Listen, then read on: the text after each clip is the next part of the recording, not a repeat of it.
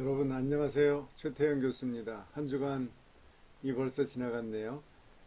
저희 교수들도 좀 힘듭니다. 이 강의 한 5개 과목을 만들고 있는데요. 우리가 빨리 만나려면은 사회적 거리두기를 철저히 해야 될 것 같아요. 결국은 코로나 바이러스가 확산이 중지되지 않으면 결국은 계속 이런 사이버 강좌가 계속 연장될 것 같습니다. 기도하고 또 최선을 다해 봅시다. 오늘 1교시는 우리 그 책에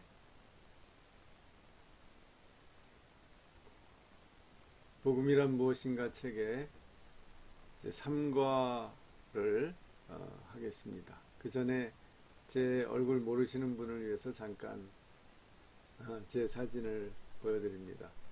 우리 기독교 전문대학원에서 우리 전공 소개를 위해서 영상을 만든 건데요. 유튜브에 가시면은 최태연 교수 이렇게 치면은 이 영상이 나옵니다. 짧은 강의인데 한번 시간 되시면 보시기 바랍니다. 자, 오늘 수업으로 들어가면요. 오늘은 이제 1교시의 3장 죄인인 인간에 대해서 하고 2교시의 4장 구세주이신 예수 그리스도, 3교시에는 세계관에 대한 우리 학부 교재에 나온 세계관 개념에 대한 강의를 특강으로 하겠습니다. 자, 그러면 1교시 3장으로 들어가겠습니다. 죄인인 인간. 이 사람 누군지 아시죠? 요즘 우리 모두 다 놀라고 또 알게 된 사람인데요. 25세죠. 조주빈. 이렇게 외모로 보면 그냥 보통 평범한 젊은이입니다. 저희 대학에 보통 24, 5세 청년들은 대학 학부에 군대 갔다 와서 3, 4학년인데요. 아주 우리 제자벌대는 아주 보통 평범한 어떻게 보면 귀여운 얼굴의 젊은이입니다. 그리고 대학도 2년제 대학을 졸업했고, 그러나 그가 저지른 행위를 보면, 또 그의 그 내면적인 성격을 보면 오늘 얘기할 죄라는 것이 무엇인가를 우리에게 새삼 깨닫게 합니다. 물론 그만 죄인이 아니라 우리도 다 죄인이고 크고 작지만 문제들이 다 있죠. 그래서 오늘 이 책 내용을 제가 재구성해서 3가지 죄에 대한 잘못된 생각을 정리를 하고 거기에 대해서 책을 근거로 해서 답변을 하는 방식으로 1교시 수업을 진행하겠습니다. 저자에 의하면 3가지 정도의 흔히 죄에 대해서 잘못된 생각을 하는 사람들이 많이 있답니다. 첫째, 많은 현대인들, 특히 교육받은 현대인들은 죄에 대해서 가벼운 생각을 한다는 거죠. 우리가 짓는 죄들은 주차 위반 딱지와 비슷하다. 누구나 저지르는 실수나 가벼운 위반이다. 그래서 처벌도 심각하지 않을 것이다. 죄가 그렇게 누구나 다 인간의 약점이 있고 한계가 있는 거니까 너도 나도 다 죄인이니까 이해를 할 수 있다. 처벌도 그렇게 심각하지 않다. 이렇게 생각을 하는 거죠. 죄를 아주 약하게 생각하는 거죠. 심각하지 않게 생각하는 거죠. 두 번째, 이런 생각이 있습니다. 죄는 우리 건강과 부와 행복을 가로막고 있다. 하나님과 우리 자신에 대해 긍정적 사고를 가지면 극복할 수 있다. 어디서 들어본 얘기죠? 우리 한국에서도 좀 한때 유행을 했던 것 같아요. 유명한 미국의 로버트 슐러 목사, 조엘 오스틴, 긍정의 힘 이런 책 썼죠. 그래서 교회를 아주 크게 하는 목회를 하는 그런 목사님들인데 이제 이분들의 생각은 우리가 죄는 부정적 사고다 이렇게 규정을 하고 그 죄에서 벗어나는 것은 긍정적 사고와 행위를 하면 된다. 물론 그리스도를 믿고 그렇게 생각을 하죠. 이것도 잘못된 생각이라는 거죠. 세 번째, 죄는 하나님의 부재다. 하나님이 안 계시니까 우리가 안 계신 것 자체가 죄라는 거죠. 우리의 어떤 행위보다는 우리가 하나님의 임재를 아주 가까이 느끼지 못하고 있는 것이 죄다. 그러니까 그 임재만 느끼면 되는 거예요. 우리는 내면의 묵상과 영적인 교류를 통해 하나님의 임재를 경험하고 그분과의 관계를 회복할 수 있다. 이런 생각을 하는 그 교파가 이제 전형적인 데가 퀘이커입니다. 퀘이커는 원래는 이제 성령 체험을 강조하던 영국에서 생겨난 하나의 교파인데요. 조금 처음부터 이제 그 죄의 개념을 인간이 죄인이라는 것을 상당히 약화시키거나 부정하는 경향이 있었어요. 그런데 이제 그게 현대 와서는 더 이제 심각해져서 지금은 인간의 죄를 인정 안 하죠. 다만 하나님을 체험하기 위해서 침묵 속에서 묵상을 하면 된다. 그런 거예요. 제가 미국의 기독교 대학들을 탐방하다가 어디선가 그 퀘이커 사람들의 모임을 만났는데요. 그 사람들은 손을 잡고 원으로 둘러서서 하나님을 부르는 게 아니라 아예 우주의 영을 부르더라고요. 그러니까 이제 기독교를 떠난 거죠. 현대 퀘이커는 상당히 기독교를 떠나서 이미 어떤 심령술 뭐 그런 수준의 종교가 되어버렸더라고요. 자, 하여간 그래도 정통 퀘이커들은 아직도 그 기독교 전통 속에서 뭐 이런 주장을 하는지 모르겠습니다. 그런데 이 세 가지 생각들이 다 문제가 있다는 거죠. 하나씩 이런 주장에 대해서 성경적인 답변을 해보겠습니다. 첫째 주장에 대해서, 즉 우리가 짓는 죄는 다 실수거나 가벼운 위반이다. 처벌도 심각하지 않다. 그러니까 지옥도 없다. 그런 얘기죠. 거기에 대한 성경적 답변은 죄는 잠깐의 방심이나 실수 정도의 결과가 아니라는 거죠. 그 죄는 우리 마음 깊은 곳에 뿌리 내린 더러움과 타락의 현상이고 그 죄를 우리 스스로도 없앨 수 없다는 거죠. 이런 점에서 우리는 죄로 가득 차 있다고 인정해야 되고 우리의 지성, 감정, 의지, 인격마저 죄의 노예다 라는 겁니다. 그래서 예수님께서 마태복음 15장 19절에서 마음에서 나오는 것은 악한 생각과 살인과 간음과 음란과 도둑질과 거짓 증언과 비방이니 라고 말씀하셨죠. 그러니까 우리 마음 깊이 이러한 타락의 악한 생각, 더러운 생각, 끔찍한 생각들이 어떤 본능적으로 지금 거기 마음속 깊이 지금 우리를 완전히 휘어잡고 있는 거죠. 그렇기 때문에 이게 가벼운 게 아니라는 거죠, 죄는.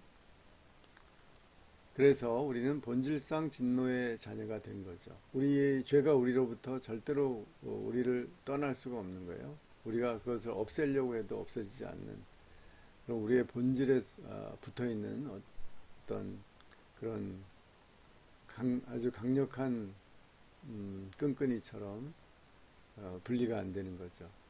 그리고 그에 대한 판결은 죄의 삭은 사망이라는 것이죠. 그래서 온 세상은 이제 우리의 죄 때문에 심판을 받게 되는 겁니다. 왜냐하면 죄가 우리로부터 떨어지지 않으니까.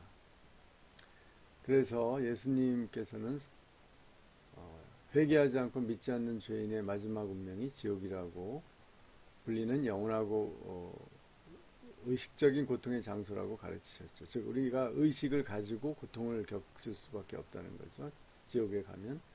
요한계시록은 그것을 불과 유황못이라고 묘사하며 예수님은 꺼지지 않는 불의 장소라고 말씀하셨죠.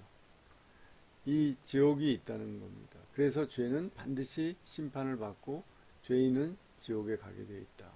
이것을 그렇게 쉽게 우리 눈에 지금 당장 안 보인다고 가볍게 여길 수 없다는 겁니다. 어떻게 생각하세요? 둘째 주장에 대한 반론입니다.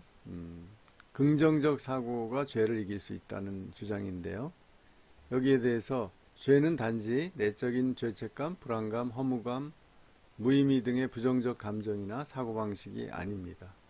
우리가 하나님께 불순종했고 그분의 명령을 무시한 결과로 죄가 생긴 거죠. 단지 우리의 생각만이 아니라 죄는 우리의 존재의 문제죠. 죄는 하나님께 대한 반역이고 우리가 부정적 사고를 버린다고 해서 없어지는 게 아니고 이것은 죄는 우리 존재 자체를 변질시켰고 파괴시켰습니다. 그래서 모든 일에 긍정적으로 생각하며 살아도 실제로는 죄에서 벗어나지 못하는 거죠. 한번 저도 젊었을 때 긍정적 사고방식에 관한 그런 책들을 많이 읽고 긍정심리학을 좋아해 봤는데요. 그렇다고 해서 물론 도움이 됩니다. 긍정적 사고를 갖는 것이 부정적 사고를 갖는 것보다는 우리가 살아가는 데 도움이 됩니다. 그러나 죄 자체를 없애지는 못한다는 것을 저도 처절하게 경험을 해봤습니다.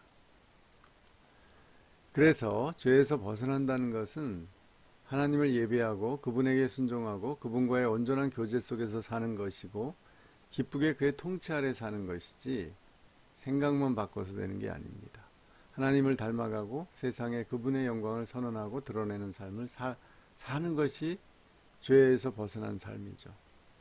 그래서 야고보서 4장에서는 그런즉 너희는 하나님께 복종할지어다. 마귀를 대적하라. 그리하면 너희를 피하리라. 하나님을 가까이 하라. 그리하면 너희를 가까이 하시리라. 죄인들아 손을 깨끗이 하라. 두 마음을 품은 자들아 마음을 성결하게 하라. 그래서 마음만이 아니라 손까지 성결하게 해야 되는 거죠. 우리의 몸도 성결하게 해야 되고 하나님께 우리의 영혼과 육체를 다해서 복종해가는 삶을 사는 거죠. 물론 그것은 우리 혼자 힘으로 되는 건 아니고 성령의 인도하심, 도우심으로 가능합니다. 또 우리의 공동체를 통해서 우리가 실제로 도움을 받습니다. 교회 공동체를 통해서 따라서 긍정적 사고방식을 훈련한다고 해서 우리가 죄에서 벗어나는 것은 아닙니다. 셋째 주장에 대한 반론입니다. 세 번째는 죄는 하나님의 부재이기 때문에 우리의 영적으로 하나님과 이렇게 교류를 하고 임재를 경험하면 된다는 거죠. 과연 그게 맞을까요? 그럴듯하죠. 하나님 우리 임재 경험을 추구하잖아요. 성령의 임재를 통해서 우리 하나님과 교제하는 거죠. 그러나 여기서 간과해서는 안 될 것이 여기서 죄를 그냥 하나님의 부재로만 규정하는 겁니다. 죄는 하나님과 우리를 단절시킨 아주 큰 장벽인데 이것이 우리가 묵상을 한다고 침묵 속에서 깊이 기도를 한다고 단지 해결되는 건 아니에요. 여기는 그리스도 구원자인 이 그리스도가 필요 없고 그냥 우리가 이런 영적인 노력을 하면 하나님을 경험할 수 있다. 이런 논리인데요. 결코 그렇게 단순하지 않죠. 왜냐하면 죄를 통해서 우리는 하나님의 원수가 되었기 때문에 우리 힘으로 하나님의 관계와 교제를 회복할 수 없는 거죠.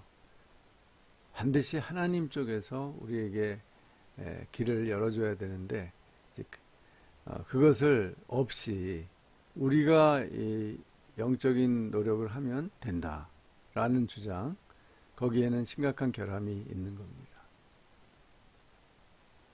그래서 이사야서 59장 2절에는 우리의 죄악이 우리와 하나님 사이를 갈라놓아서 우리 죄가 하나님의 얼굴을 가려서 우리를 듣지 않게 하게 했다고 하는 거죠.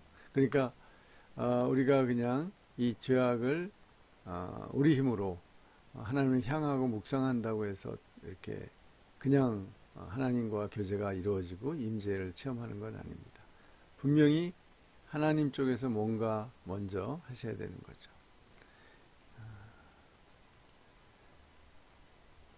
그래서 그 누구도 죄인인 채로, 즉 죄의 문제가 해결이 안 되면서 묵상과 명상을 해도 하나님의 임재를 경험할 수 없는 거죠, 실제로. 그들이 경험한다는 임재는, 그리스도 없이 경험하는 임재는 사실 어떤 영일 수 있죠. 실제로 하나님 성령이지 않을 수 있는 거죠. 죄인들이 자기 죄를 가지고 하나님께 아무리 가도 하나님께서 그 죄를 사해주는 이 중보자를 통하지 않고는 죄가 사해지지 않는 거죠. 그래서 로마서 3장 10절에 기록된 바 의인은 없나니 하나도 없으며 23절에 모든 사람이 죄를 범하였으며 하나님의 영광에 이르지 못하더니, 이 말씀을 이 하나님의 영광이라는 것을 하나님의 임재를 체험하는 것으로 바꿔도 되죠. 그러니까 죄를 범하였기 때문에 우리의 노력으로 하나님의 임재를 체험할 수 없는 거죠. 결론을 맺겠습니다. 아담 이후의 모든 인간은 창조주 하나님의 뜻에 명백히 반대되는 목적과 의지를 가지고 죄를 범했습니다. 그리고 하나님의 뜻을, 명령을 거부했죠. 그래서 하나님의 선하신 뜻을 자신들의 쾌락과 영광으로 맞바꾸었고 하나님과 같이 되려고 했습니다. 그것이 우리의 조상인 아담과 하와에게서 일어났고, 그 이후에 가인에게서 일어났고, 계속해서 대를 이어서 우리 인간들의 행위와 우리의 성격이 된 거죠. 이것이 바로 죄입니다. 이 죄는 인간이 생각을 바꾼다고 해결되지 않으며 스스로 극복할 수 없게 되었습니다. 우리가 극복할 수 없는 거죠. 내일은 죄를 안 지으려고 해도 내일 죄를 짓는 게 우리 인간이죠. 저와 여러분이 마찬가지입니다. 그래서 이 죄에는 반드시 심판이 있고 심판의 결과는 영원한 지옥과 고통이다 라는 것이 성경의 선포고 증언입니다. 첫째 시간 오늘 여기까지 하겠습니다. 다음 시간에 또 만나요.